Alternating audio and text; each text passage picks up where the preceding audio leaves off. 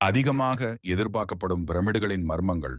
இஸ்ரேலில் பண்டைய அடக்கம் சடங்குகள் 100,000 ஆண்டுகளுக்கு முன்பு பிரமிடுகள் அல்லது எழுத்துக்கு நீண்ட காலத்திற்கு முன்பே இஸ்ரேலில் ஆரம்பகால மனிதர்கள் தங்கள் இறந்தவர்களை கௌரவித்தனர்.